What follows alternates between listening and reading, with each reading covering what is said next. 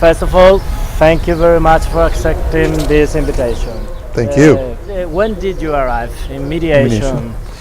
Well, it was when I was in graduate school in the university, and I was studying communication in families and in other places. And a friend of mine asked me to do some volunteer work at a mediation center in the university city of Madison, Wisconsin. I was at the University of Wisconsin. And the center was called the Center for Conflict Resolution. And I began to do volunteer work, mediating conflicts in groups and in organizations, and also doing training in conflict. But we were all graduate students volunteering. So really, I entered the mediation field as a practitioner, not as a theorist, because I wasn't studying conflict per se. I was studying communication processes in my university program. How do you remember mediation movement when you reached or when you began to practice the practice of mediation? How was that movement in the USA right. at that moment? It actually was just beginning. Mediation was moving out of the realm of just labor management, and it was in the process of starting to engage in family mediation and in court programs for civil disputes and in school programs, very, very beginning part of that extension of mediation. So I got involved when the alternative dispute resolution movement was just beginning, basically. And we are speaking about late 70s? Late 70s. See, late 70s is when I was in graduate school and beginning to do work in this era. After I finished school, after I got my doctorate degree, I decided to keep practicing mediation, but now to take my research and my theory interests and work on the practice of mediation right from the very beginning. That's what I wanted to study from that point on. Is the community mediation the beginning of the whole field of mediation, or there were different beginnings in family, in courts? There are different beginnings. I think there are different influences that influence the development of the alternative dispute resolution movement. One of the influences was a grassroots movement to say conflict should be handled by the people themselves. And the whole community mediation movement was based on that idea, that conflict should not be dealt with in any way by the courts, and that people should be trained to help each other with their conflicts. That was one influence. Another influence was the courts, because the courts became increasingly overloaded with many cases. American society is very litigious, very, very much so. And there were too many cases in the United States that the courts could not handle. So the courts also wanted a way to remove some of the cases from the courts. But their reasons were very different than the ideological reasons of the community mediation movement. And as mediation has developed in the United States, both strands have had influences and tensions between the use of mediation to support the courts and the use of mediation as a grassroots movement for cultural change, social change among people. Both are there. And what about public support to the popular movement in that moment? It's a combination, but it's always been a struggle in the community mediation movement to find funding. Some of the funding came from local communities, not state, not federal, but towns or communities where you could get a grant as a kind of nonprofit group to do mediation. But that money is very tentative. It changes frequently. And so it was difficult for community mediation centers to survive, and it always has been. For a while, there were some private foundations that supported community mediation for about 20 years. The Hewlett Foundation did a lot of support, but now the Hewlett Foundation has stopped completely with supporting conflict resolution work. And as a result, community mediations are struggling. Part of the reasons that community mediation centers have attached to the courts is for the financial base, because the courts will pay community mediation centers to do cases for them. So there are community mediation centers that try to develop a kind of hybrid approach where they still reach to the community, offer free services to people, but they also take cases from the courts because they need the financial support. Which was the objective of that popular movement?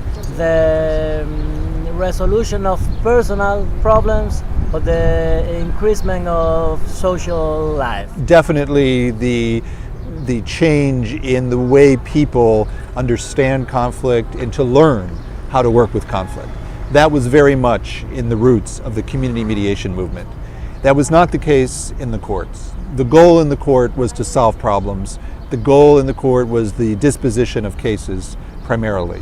And so ideologically, you have two very different strands of purpose, two very different sets of objectives that still exist in the United States for what the purpose of mediation actually is, what it's trying to accomplish, what its success actually is. Very different conceptions of that. The community mediation movement emerges from any sort of community or from a specific type of community? I think in general the community mediation centers have been centers that have worked with people in lower economic status generally, because those are the people who typically do not have the ability to hire lawyers and take their cases to court. It's very expensive to take a case to court.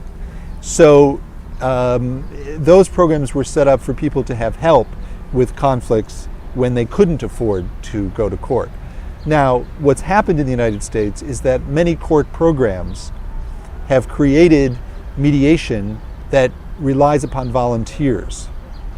As a result, more people can use the mediation because the cost in the court is very low when the court does not use professionals but uses volunteers who have some training in mediation. But that decision is very controversial in the whole field, the whole profession of mediation, because volunteer mediation has a long history that comes from the community mediation goals, but has been adopted by the courts so that more cases could be handled and more people could use mediation less expensively. But now I'd like you to tell me about the moment of the process which led Baruch Bush and you to transformative mediation, because I guess you have not been a transformative mediator from the beginning. That's right. Can you tell me about the process? Well, I was trained, and I used to do training myself in the model of mediation that is typically called problem solving or facilitative model, which actually the roots of which are based in the Harvard negotiation conception of conflict, the model. And that model was an important step in moving away from adversarial thinking about conflict. But it stayed within a legal conceptual framework that is very individualistically based and rights-based. But at first I worked with that, I trained that model. It was about in the early 1990s that I was working at the University of Michigan, Baruch Bush was working at Hofstra University, and we did not know each other. But both of us independently were getting ideas about what was happening in the mediation field. Serendipity, exactly. And a friend of mine in Michigan met Baruch at a conference. And I was moving to Philadelphia, and she said, when Joe moves to Philadelphia, you two need to meet, because I think you have very similar ideas. So after I moved to Philadelphia, she arranged us to meet, and we just started talking and talking and talking. And Baruch had done some writing on the concepts, and I had done some critiques and some research on issues that raised questions about what was happening in mediation. And in talking about it for almost 2 years, we realized something needed to be said. We needed to say something to the field about what we saw happening to mediation. So the first edition of The Promise of Mediation was more of a critique of the evolution of mediation, and not just a critique, but also saying, here is what mediation we think should be and what we think many people believe it should be. So out of that came the book, The Promise of Mediation. And we didn't know if anything was going to happen afterwards. It was, who knew? We were writing a book. But many mediators got in touch with us after the book was published, and said, that's what we wanted to do. That was why we got involved in mediation. Do you do training? Can you come and teach? And we said, well, these ideas need to be developed more because it's not in the training materials, it's not in the readings. So we were able to get funding to work with the people who had gotten in touch with us to develop the training models and to think it through at a practice level. And we were fortunate enough to be asked by the U.S. Postal Service to do transformative mediation with the whole employee discrimination dispute program in the United States. And that work gave us a good start to develop the practice of transformative mediation. So it was very serendipitous that those things happened at about the same time. But Baruch Bush and I had very similar ideas that even though the model of facilitative problem solving was cooperative rather than competitive, it still stayed within an ideological set of assumptions that moved the practice of mediation back towards individualistic experience, directiveness, solving problems, rather than working with the interaction of the parties. It's clear for me that empowerment and recognition are the two main principles, ideas, movements in transformative mediation. Did you know empowerment and recognition was the two main movements in transformative mediation? Well, Baruch Bush had written about those concepts somewhat earlier from some work he had done related to the ethics of mediation. And he and I worked together then after he had written that to develop these concepts. But the roots of it come from relational theory, an ideology that is not individualistic, nor is it organic. It is relational, meaning the balance of strength of self with connection to other. And in conflict, all of our lives, conflict offers an opportunity to work with that balance, to figure out what will be the connection between strength of self and simultaneously connection to other. So on the one hand, individualism is about meeting personal needs and interests with very little emphasis at all on the connection. An alternative ideology would be organic or harmony ideology, which really is about the group, preserving the community, and then the goal is just that. Relational theory says, no, it's not just about the group, nor is it just about the individual. It's about the balance of individual strength and connection. We often use the phrase, the need for compassionate strength. You can be compassionate towards other people, but also be true to yourself and be strong in developing your own ideas and what you think. And I think the practice of transformative mediation is about supporting people in working through that balance continuously, whether it's in schools, whether it's at work, whether it's at neighbor conflict, whatever it may be. In front of us we can see two bridges, both built in 1991. First is the Mediation bridge, and in the background is big Central Bridge, which is the biggest bridge in Seville. And is supported by 105 Well, metre high columns. after the first edition of Mediation, Promise of Mediation, there was a split reaction. There were many people very interested in the ideas and were resonating with the ideas, but there were also people who were threatened by the ideas, who felt very upset because they were very comfortable working in a model that had much more of an emphasis on the containment of conflict interaction. So we worked only with those people who were interested in working with us on developing the ideas. So after the book was written and received, we had many meetings with people about how to develop the work and the ideas. And in between the first and the second edition, we learned and developed the practice of transformative mediation. How do you teach it? How do you do it? What are the challenges of doing it? And we really developed the methodology, the practice methodology of the ideas. And I think that we have done a couple things in the field. One is that in the first edition of the Promise of Mediation, we talked about the ideological assumptions that underlie different approaches. And that discussion changed the discourse of the field, because whether you agreed or you disagreed with what we were saying mediation can be, we really had the discussion now at a different level. It wasn't just about technique. It wasn't just about the practice. It was much more about your purpose, your ideological purpose, what you're trying to accomplish, what you're trying to do. And I think that in and of itself has been very valuable for the entire field.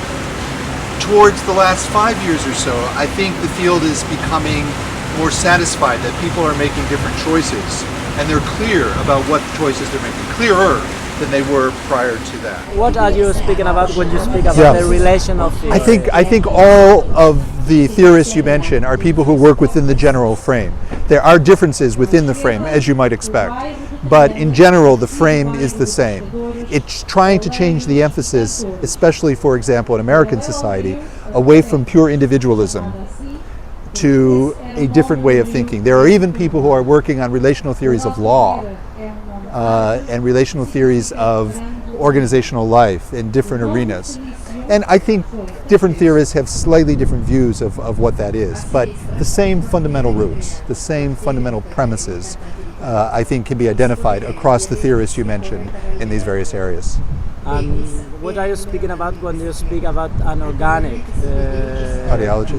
Frame ideology? Yeah, an organic ideology is more about assuming that the disruption of social relationships within a community or group is always a threat to the group as a whole, the organism as a whole. And as a result, if you do conflict resolution in an organic ideology, your primary objective is to restore the relationship. And so the importance of apology and forgiveness are two of the hallmarks of harmony views of conflict in organic ideology. And there's an emphasis on producing that as the goal. That is not the goal of transformative or relational theory. People may end up disagreeing, people may end up being in very different places, not necessarily restoring the relationship, but being able to interact with each other in a way that is qualitatively different and more peaceful as a result of their interaction. But it does not require that people move to a state of relationship restoration, which is the emphasis of an organic model. Some of the victim offender mediation and restorative justice work gets built on a highly organic vision of practice, and that's different from transformative work. How do you manage recognition, the practice of recognition in a multiple party case, for example, and environmental conflict, for example? Environmental, public policy conflicts, Yeah, or it's very similar to conflicts in organizations. Interestingly, over the past 10 years, most of my work in conflict has been in organizations. And I've used the core ideas of the transformative view of conflict to develop ways of doing what organizations call team building. Because when they say team building, if you ask them what they want, they say, well, people are not talking to each other, there's conflicts, etc. So I use the same model to be able to design interactions for larger groups of people. Anything from 6 to 60 people I have worked with in this 6 to 60 people, big groups, smaller groups. And the process has to be designed to allow the conversations that need to occur among the people to occur. But my focus is still on empowerment and recognition about whatever they need to talk about.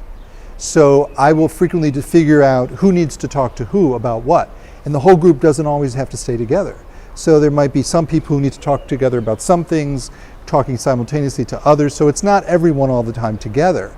But there is a sense of finding out what are the conversations that need facilitation? What are people unclear about? What don't they understand across people? And how do you design a half day, a day, 2 days to be able to allow those conversations to occur?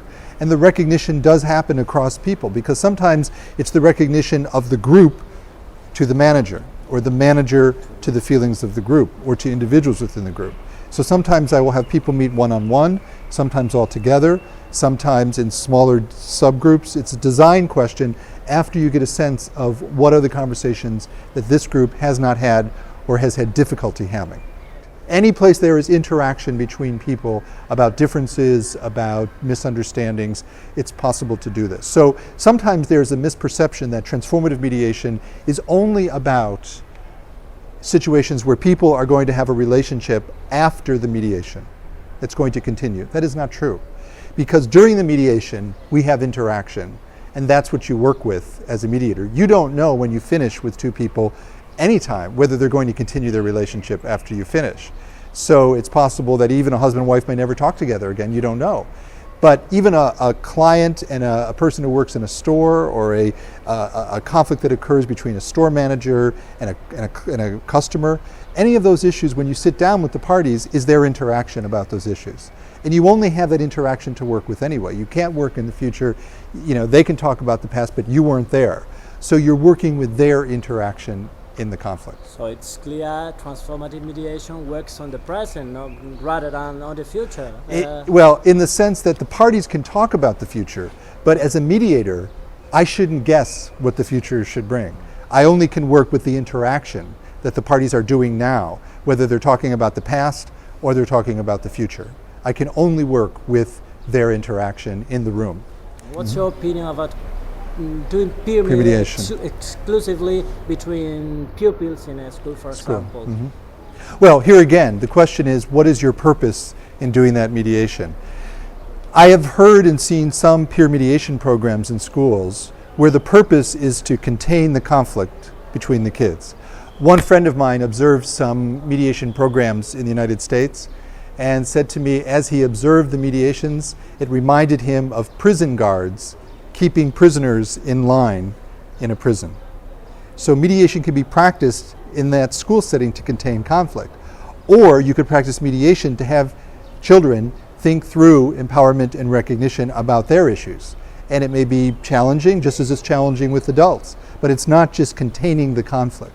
So I would want those programs to be built around the same principles. And I believe children have the capacity from a very early age to be able to do this. They face the same concerns about self and connection to other as we do constantly. And they're learning about that at an early age.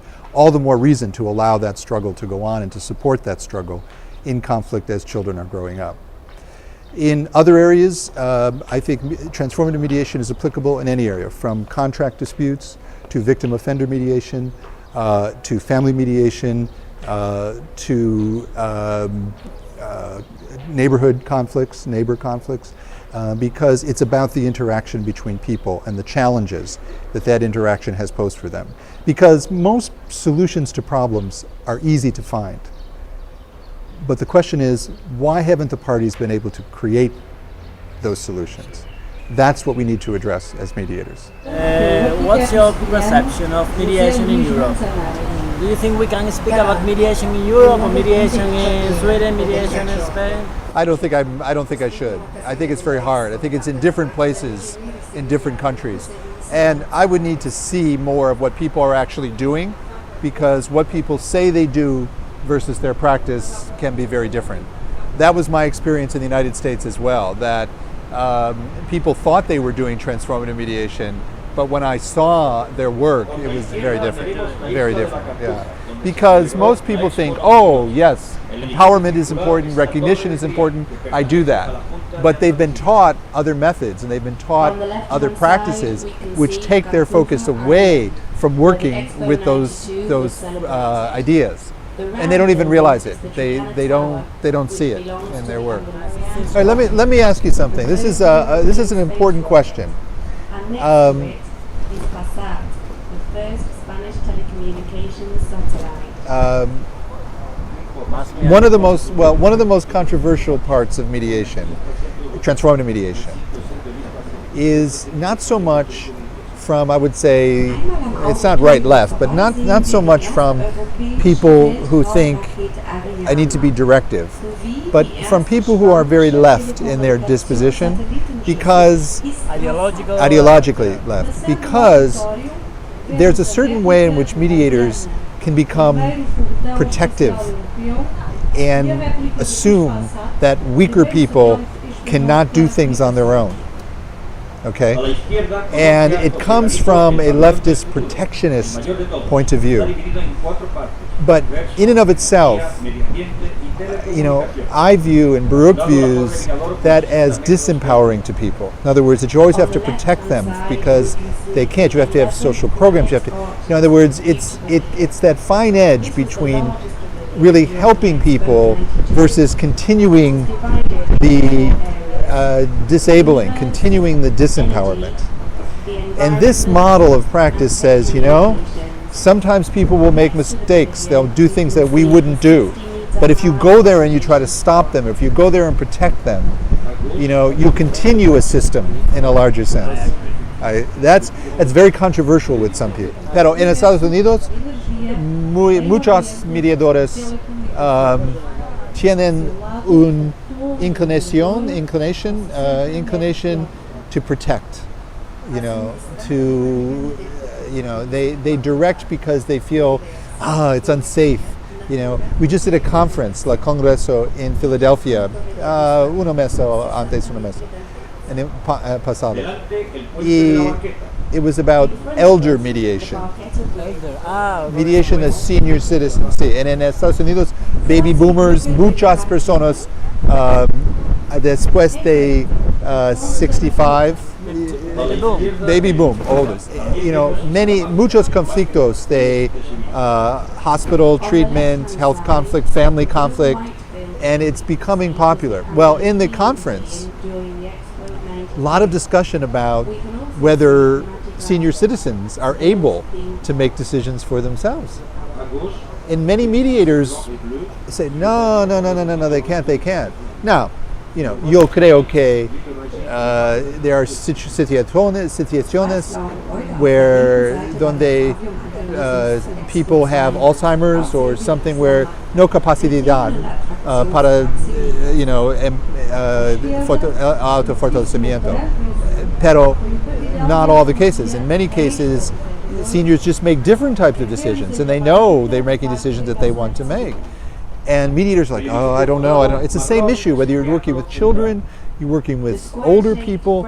It's this issue of needing to protect people from their own decisions. That's a difficult issue for mediation. But see, it's not just the belief in the individual. See, in relational theory, it's the belief that it's the connection between your capacity and your connection with me, both simultaneously. Because we live in a world where we have to connect, we have to live with difference. So it's not just all about you. That's, in some ways, that's the worst part of democracy. It's all about the rights of the individual, the el derechos, the individual. Sí, pero it's not just the rights. It's your right and your connection with me. And human beings have the capacity para ambos. Both? Ambos? Sí. And it's difficult to explain that. There is an example of humility as you're discussing it that I think of. There was a mediator who told me that when she was first trained on how to mediate in this other methodology, she always thought to herself that if after about 15 minutes she understood what was going on in the mediation with the parties, she was doing very well. 15 minutes. She said after she took transformative mediation training, she said, I think I'm doing great if after an hour I don't have a clue what this mediation is about. Her thinking completely changed.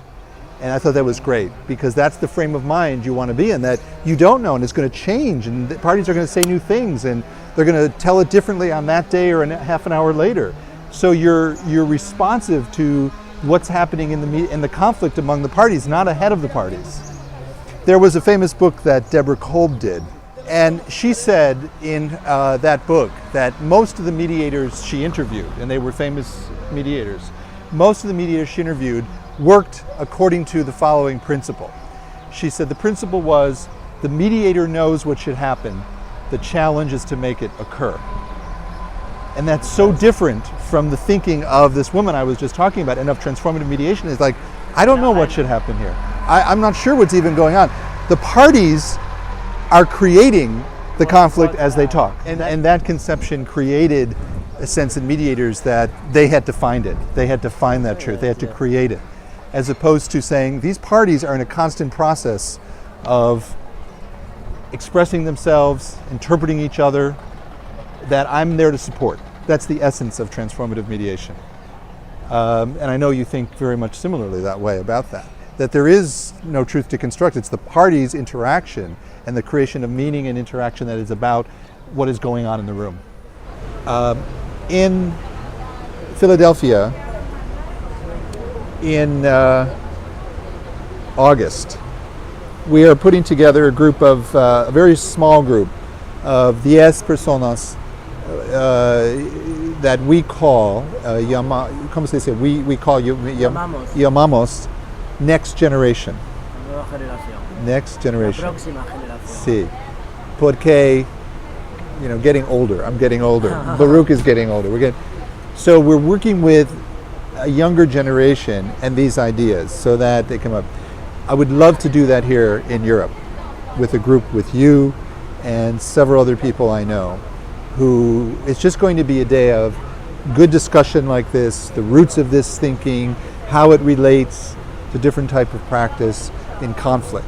So that it's not just about the training in mediation, but it's about the thinking at the deeper level. I don't want to just be someone who comes here and says, here's the skills, here's the technique. It's not about that. Even when I went to Scandinavia, when I was in Sweden, they were wanting me to do a day of training. I didn't do it. I talked about the ideologies, and I really made them engage with their purpose and their thinking about conflict and they were, at first they were like taken aback, but by the end of it, they were like, oh my God, this is what it's about. And it went very, very well because, I said, unless you're engaged at this level, the practice makes no sense. Blas, píllalo. Pásala y pregúntale por qué no vale el ejemplo de la mano. He wants you to explain why the orange example is a bad example. Okay, muy bien. El naranja. The example of the ugly orange demonstrates that someone could find a solution to each person's needs. You need the middle, the pulp, and I need the orange.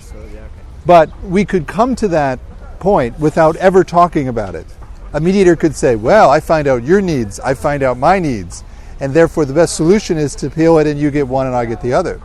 But what if tomorrow we have an issue about something else and it's not an orange, it's a conflict of a different kind? Have we learned anything from working on this issue that carries over to tomorrow about how to understand each other or how to express what we need in certain ways? And perhaps the better solution is that you get the whole thing and I get nothing because what you're going to do is more important than I am. And so why should a mediator say, no, we split, you get one, I get the other? Maybe I want to say, no, todos. You need the skin, but you can have the center too and do it with what you will. Why isn't that possible? Why isn't that even a good possibility that comes out of our interaction? So it's more about solving the problem than about our interaction. I'd like to have a general picture of what transformative mediation training is. Mm-hmm. What do you do? Who participates? What's your methodology? Which objectives underlies the training? Mm-hmm. Yeah, the training is a training which starts with understanding the theory of transformation of conflict. So in the first part of the training, we want people to understand how to see conflict through the eyes of empowerment and recognition, so that anybody can tell if a conflict is moving productively, where is the movement towards empowerment and the movement towards recognition. It's important to see that in any conflict situation. Secondly, it's important to experience the value of empowerment and recognition. So we have activities and exercises which are not about mediation, but about personal experiences with empowerment and with recognition. So that if a mediator is going to produce or work with empowerment and recognition, they should value it. They should have a sense in themselves that, yes, this matters, this is important. So we work with that. Then we work with moment to moment how to identify opportunities to work with empowerment and recognition. We don't do whole role plays, we don't teach phases of mediation. The skill is listening to an interaction between two people, taking it moment by moment and saying, okay, could I work here to help this person become more empowerment or reach more empowerment, or could I help these people at this point work with recognition? So you have to understand where are the opportunities and then how you go about working with them. You also have to understand the timing, when you would interrupt to work with something versus when you would let the parties continue to interact. And part of that skill is to be able to hear whether empowerment or recognition is going on, even if you're not intervening. Then there's skills related to the actual communication behaviors that a mediator does when you see an opportunity for empowerment recognition. Reflections, summaries, check-ins, questions for clarification, all of those types of behaviors that a mediator should be able to work with the parties in specific ways. So we do a lot of practice, with specific comments and learning how to phrase these questions. And then only at the end of the training is there an attempt to do a role play of a full mediation, because it's micro-focused. The skill has to be in hearing single comments, not going to the end of the process. So a training would last usually either 3 to 5 days, depending upon how much time people have and how many people are participating in the training itself. And so we would have sometimes 20, 25 people in a training, and we will have 2 trainers, and sometimes we will have coaches who will also watch the role plays and help develop skills around that. When reading the transcripts in your books, the 2 editions, I can see when you identify a movement nice for empowerment or recognition. When you identify it, but I always think, should I be able to identify those moments? How do you do to explain people how to identify those moments? Well, let's see. Well, it's working with example after example after example. We have an exercise that we call critical points or critical moments, where it's just a little bit of context and one statement by one of the parties. And if you would hear that comment, what do you hear in it? And we discuss it. Then we do another one and another one. So there's a lot of practice in recognizing where the opportunities for empowerment and recognition are. And what you're really doing is listening for self-absorption and weakness, the opposite, and then you work with that. But a lot of skill is in recognizing and hearing those opportunities in the interaction. What do people often think before trainings and after trainings? Good question. Sometimes people come into a training very excited and they find it very difficult to focus in the moment. They want to solve problems. They want to jump ahead, and it's a struggle. Other people, very natural. It's like, this is very comfortable for me. It's like conversation. It's like facilitating. I don't have to do everything myself. I'm working with the parties to do it, and it's very natural for them. And I think that one characteristic of people who can do transformative mediation well is that they're very comfortable in conversation. They can come into a conversation and go out of a conversation and interact very comfortably with people. They don't have to control it. They can participate in it. And I think people who have that natural ability find transformative mediation easy. But if someone doesn't have that ability, it's much more difficult. Any person can become a good transformative mediator, or it depends on some personal attitudes and personal skills. Further, the technical. Yeah, I think some people are not able to do it, and I have found that some people who have been trained already in another model, where the focus is much more on problem solving, problem analysis, tangible issues only, negotiation. Sometimes that training is very difficult for them to leave. It's very secure for them to do that, and they look at transformative mediation and say, I could never let the parties talk to each other that way. I couldn't work with that. It's too emotional. It's too difficult. So they have security from learning another model, and some people just say no. I can't do it. But you say mediator must not feel responsible of the outcomes of the mediation. Sure. So I understand. See. From a professional point of view, how can you persuade people that you can do a good job without feeling responsible of the outcomes? Well, I think it's because the parties need to, the mediator recognizes that the decisions the parties make are theirs, and they have to live with the risks and the choices. When I finish mediation, they go home with the results, not me. And I may think that something is good for them, but it may not be good for them. They may not have the capacity to do what I may think is good for them, or the ability, and it could be a disaster. So it's very important that the mediator not think that you have the responsibility for the decisions. You have the responsibility to help the parties get clear about the decisions that they want to make and understand the risks, the choices, but not to cross that line and say, you have to do this.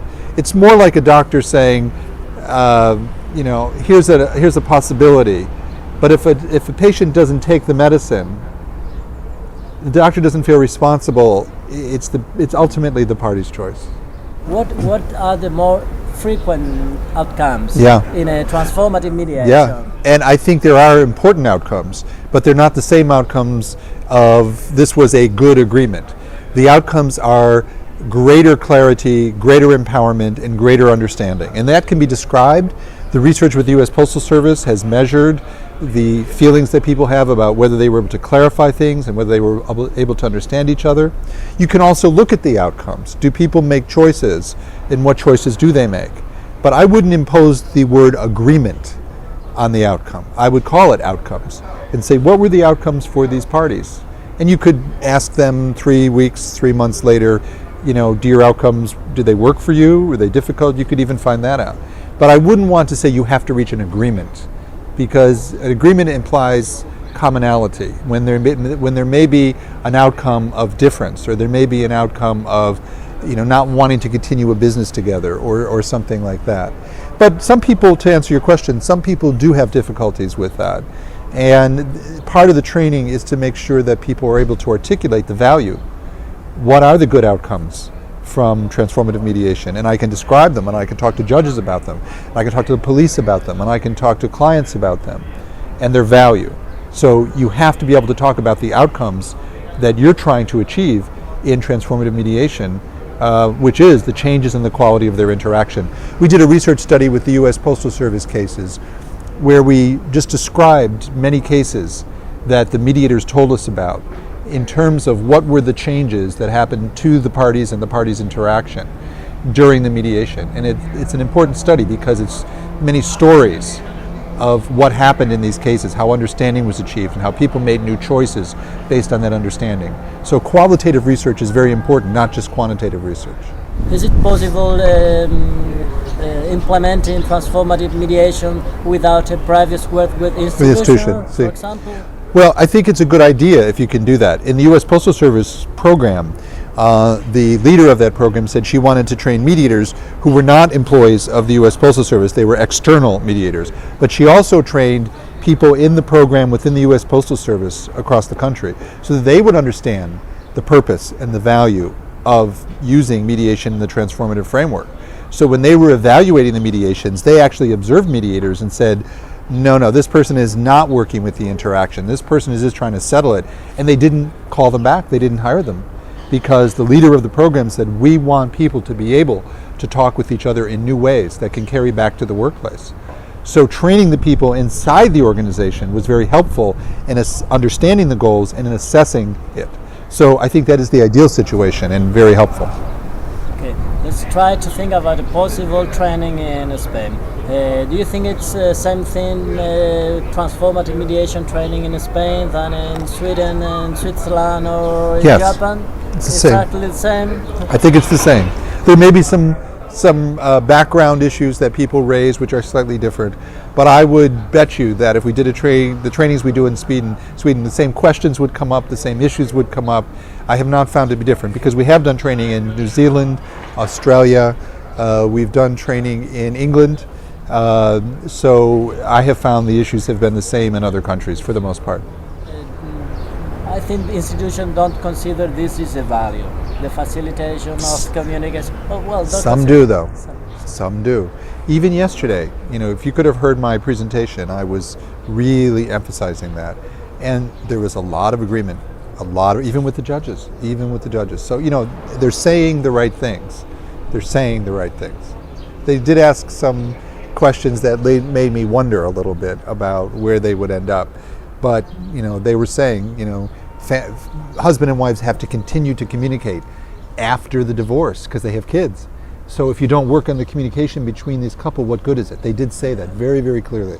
So, some people get it. Now, I think the family area is one place where some people see the importance of it. Whether they'll see the importance of it in penal disputes and in court disputes, I'm not sure. But in family, I think people have a pretty clear sense of why it's important.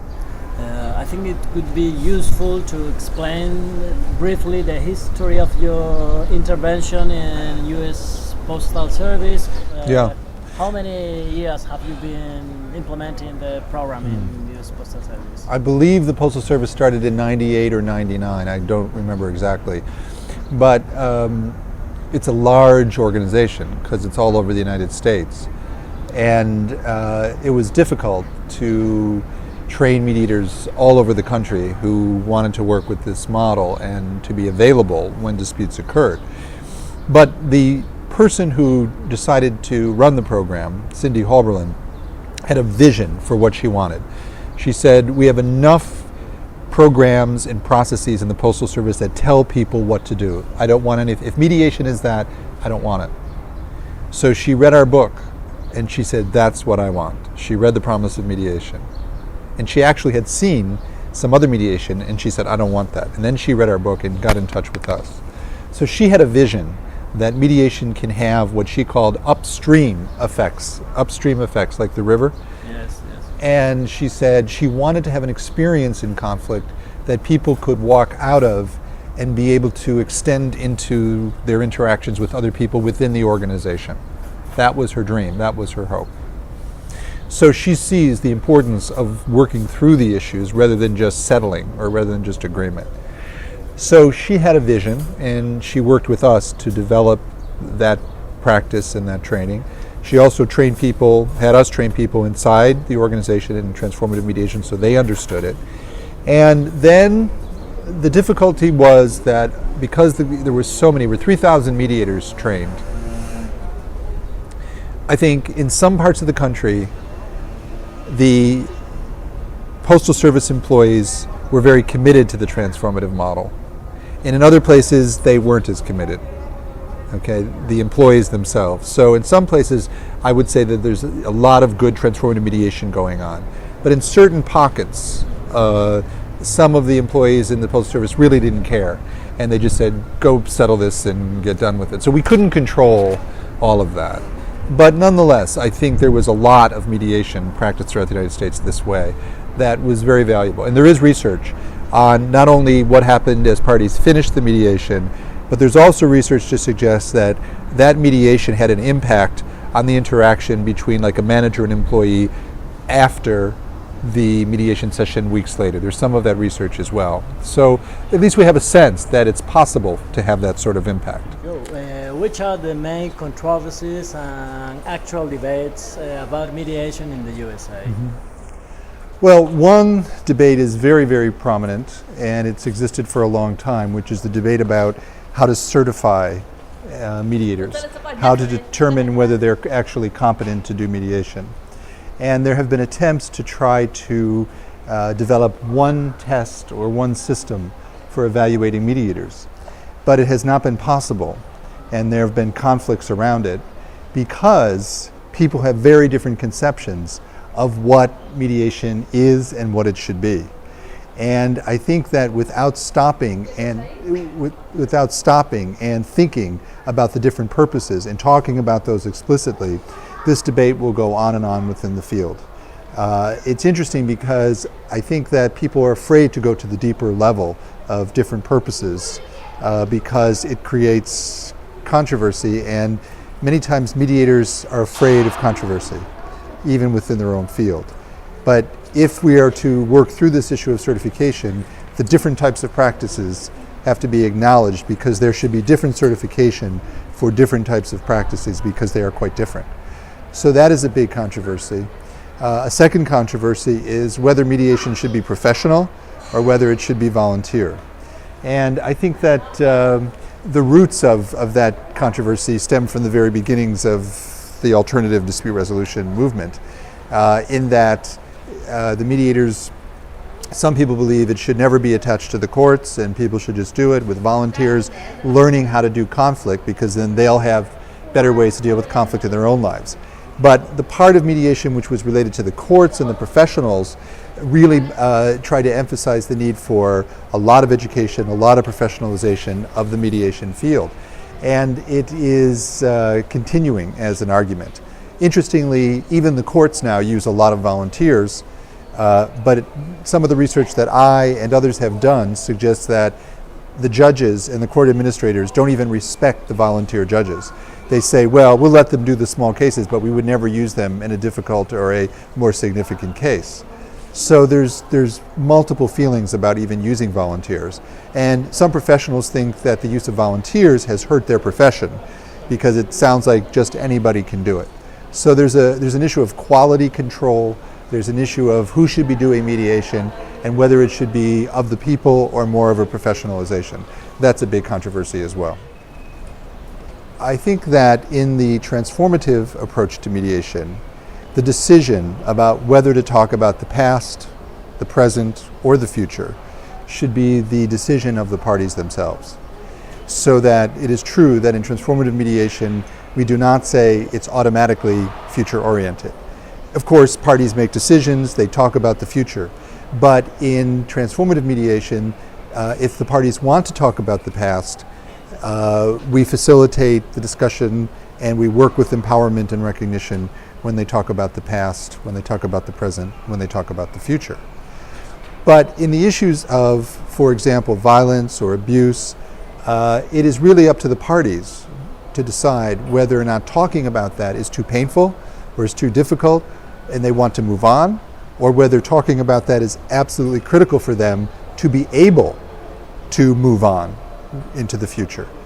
But the choice has to be the parties. Now, we might help someone figure that out, even by talking with them one-on-one.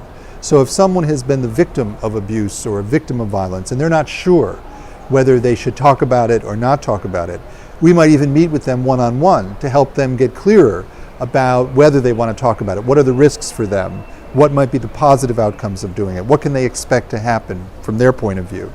So the choice is theirs, but we're there to help facilitate the clarity around that choice. But as a mediator, I shouldn't guess what the future should bring. I only can work with the interaction that the parties are doing now, whether they're talking about the past or they're talking about the future. I can only work with their interaction in the room. What's your opinion, not about the question of volunteer we have already spoken about, but the question of regulation? Well, I think the regulation of mediation is part of the controversy of whether it should be professional, or more volunteer, more grassroots in its approach.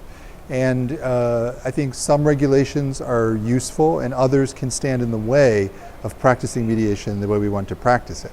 So, for example, if a mediation program was being put into the courts and the judges said, okay, you have 1/2 hour to try to mediate this case, and if it's not successful in a half an hour, the parties have to go back to court. Personally, I would resist that. I would say there's an integrity to the process that people need more time to be able to interact about the issues. Maybe not 3 hours, but at least an hour, hour and a half, or the possibility of a second session. We have to stand up for what we believe mediation requires. We understand mediation, the judges really many times do not. So some regulations I think would suit the purpose and other regulations would hurt the purpose. If the regulations necessitate an agreement, that could be very challenging because then the mediators might start pushing for agreements that are not coming from the parties. So I wouldn't want regulations to say it's a failure if there's not always an agreement. Those are the type of regulations I would have concerns about. There is another very controversial field of so-called field of application of mediation. That's the so-called intercultural mediation. Well, I think that culture is important and it could be seen as cognitive, but I tend to see it as communicative, that people's cultural orientations, their values, their way of speaking comes from backgrounds, upbringings, differences of all sorts that are cultural layers. And that those differences get expressed as people talk to each other about the issues that they want to discuss in mediation. So I don't go into a mediation thinking, here's a cultural representative and here's a cultural representative. They're complex people that have influences from ethnic background, religious background, personal background, sexual orientation, very complex. but ultimately they talk to each other. And the way they talk to each other and what they talk about is where the differences come into play. Now, in transformative mediation, we believe that sometimes people move to a place where they have similarity, but sometimes they don't. Sometimes there is no common ground. Sometimes there is no getting to yes, but there is a way to live with difference and to communicate in ways that qualitatively changes how their interaction occurs, even if they say, we don't agree, even if we are different, and we're going to preserve that difference. Sometimes people come closer in their differences, sometimes they stay apart. I think the challenge of modern society is to be able to stay true to oneself in who one is, ethnically, socially, and still connect with people who are different from us, not to require that everyone be the same. Well, I think that it depends upon the people. If the person says, I would be more comfortable if we had somebody from my ethnic background because it will help me clarify what I'm trying to say here, then I would say, okay, but that comes from the parties. But I would also explain if I was going in at first and saying, I think there are cultural differences, but there are many differences. And my goal is to try to help you clarify what you want to say and how you interpret these issues. So I don't necessarily have to be from that culture to do that, but it might help in some cases. And if the party feels that they need that, not to side with them, but to help them clarify something they want to say, I would be fine with it. I wouldn't impose it on a program, however. I think the question that I do not impose a structure of cultural difference onto the people when I interact with them, because I can't possibly know all the ways in which their backgrounds are influenced by who they are and how they will express themselves that day. It is never possible to figure that out. And there's actually a danger of saying, this person is Pakistan, therefore I should think that they're going to talk this way. That becomes stereotypical. That becomes, a way of closing down my perception of where they might go in their interactions. What would you like mediation to be in the future? Well, I think there are two ways of seeing what's going to happen to mediation. I think some people believe that mediation is on the decline, that it's really not going to take hold. That too much of mediation has become like the processes it was supposed to replace. And people have left the mediation field thinking it's not going to happen. My thoughts about it were not going to happen. So some people have a very pessimistic view. I have a somewhat different view. I think of the field of mediation, and the mediation process is going through its own transformational period, where there's more empowerment to define and think through what mediation can be, rather than just accepting the first conceptions of it. So the field is growing, but with that growth requires recognition of the availability and the possibilities for different types of mediation and different approaches, so that people don't feel threatened by that, and people feel comfortable saying, there are different ways with different purposes to do this work, and we should clarify what those purposes are so that we can do the work well and other people can say, this is what I want, or this is what I want. So from an empowerment and recognition point of view, I'm hopeful that the field of mediation will grow and thrive through those processes. But I think we're in a difficult period right now to work through those issues, just as people in conflict have to go through that difficult interaction to be able to grow and survive. So my hope for mediation is that people find in it something that's very different, something that they want to use, because they see the importance of learning in interaction with other people how to be able to clarify things for themselves and understand someone else and where they're coming from through cycles of empowerment and recognition.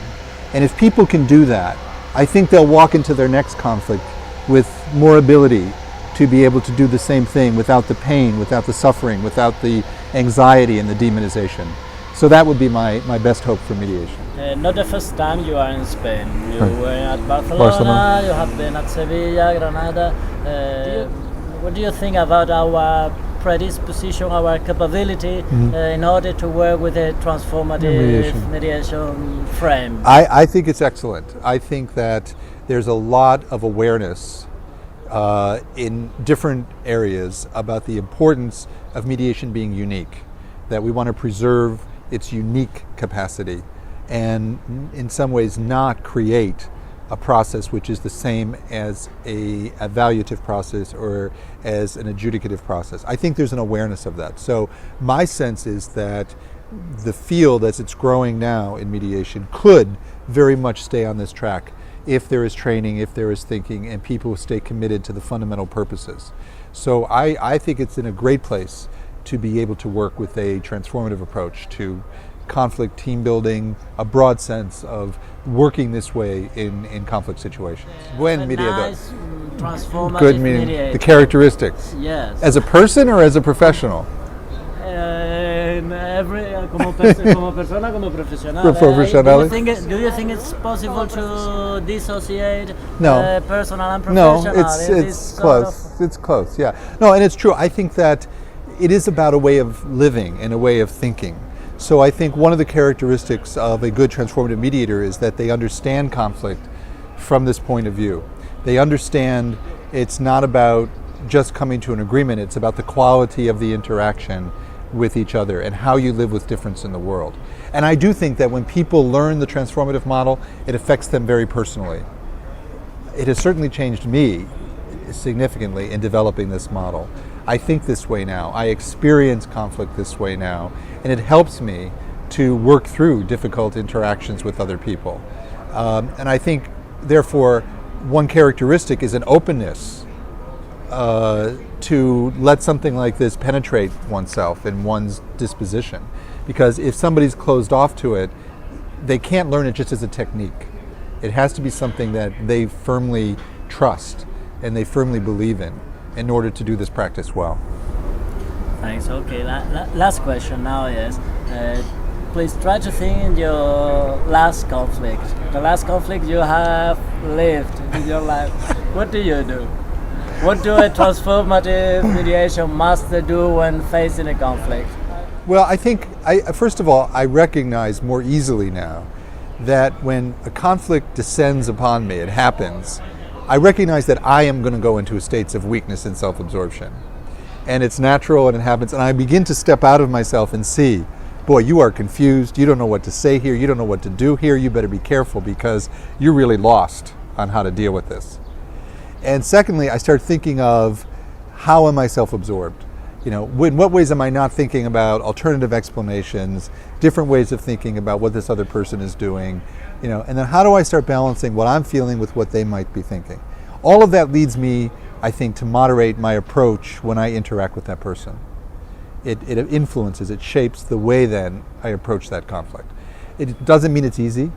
It doesn't mean that it's going to not be challenging, but I have something to hold on to because I can see the hope that, well, maybe through this conversation we'll both get clearer about why this happened and what occurs, and maybe we'll both have a greater understanding. And I don't know where it's going to end up, but I can hold on to what I hope can happen through the interaction. And so even conflicts at my university or that, they're very difficult sometimes, but I let myself go to a place of, wow, there's something going on in that person that is disempowering, that's difficult for them, challenging for them. What is that? Can I think of that? And so I'm thinking about their lack of empowerment, and in doing so, I'm recognizing something about them. It's that sort of thing. And I think really, I got this from my mother. I think my mother had this incredible ability to do empowerment and recognition with children who were very different, things she had to accept, learn differently, and I think a lot of that was sort of given to me by her. Have you ever been a party in a mediation, transformative? Yes, in an organizational setting. See. A party, no? In a party. With a group, a party. See, yes, I was a party in a group conflict, and that's very instructive. I think all mediators should have to use mediation for an important conflict of theirs. I think it really helps one to understand the importance of empowerment and recognition in a process and non-directiveness. Because if you experience a mediator who is directive and has their own ideas of what should happen, it feels very uncomfortable. It feels very uncomfortable. Oh, you threw me a curve there. That was great. Would you like to say something about anything before? Just thank you very much. Thank you very much. I appreciate your work and your interest and your deep understanding of of this model, its theoretical basis, and the challenges of enacting it. I think it's great.